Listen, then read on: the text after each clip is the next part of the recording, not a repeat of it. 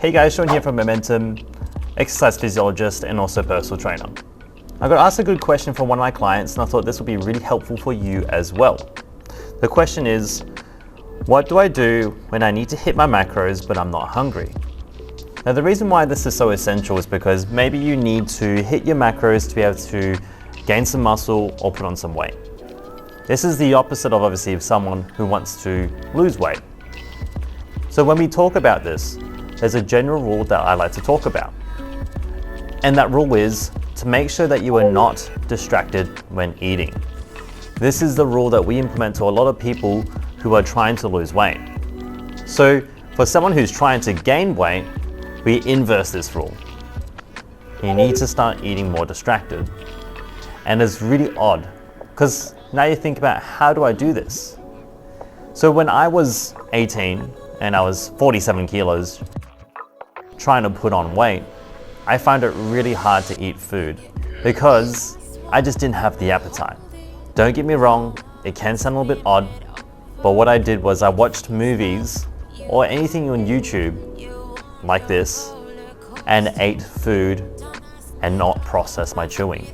So what I mean by this is I'd watch something and I would cut up all my pieces of meat or wherever it might be, break it down into scoops, put it in my mouth, chew and watch.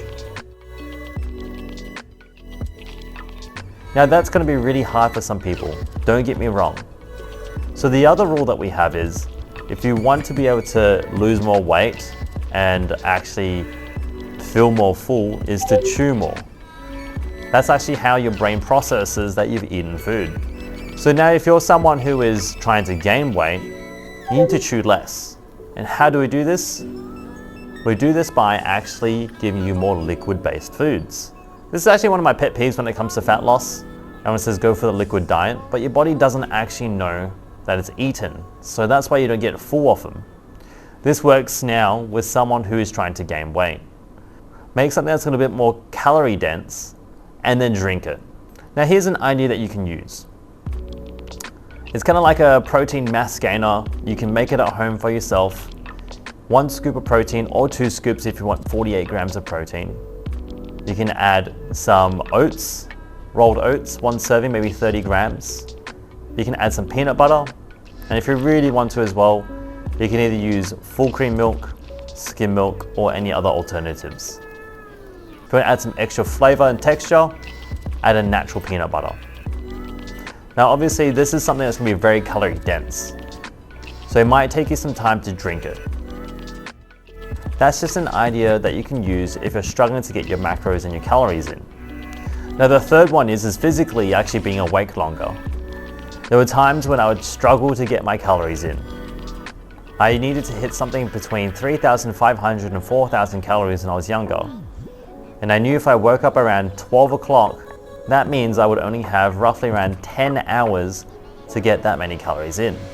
Versus a day when I wake up at 8 o'clock, I would have at least an extra 2 meals before 12 o'clock by that time. So another idea is to stay awake longer and actually eat your meals and break them down.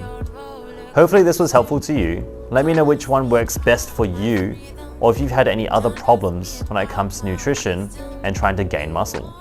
Thanks again. If you found this useful, like, comment, share, and also subscribe to our channel. Comment down in the section below if you have any questions, and keep building momentum.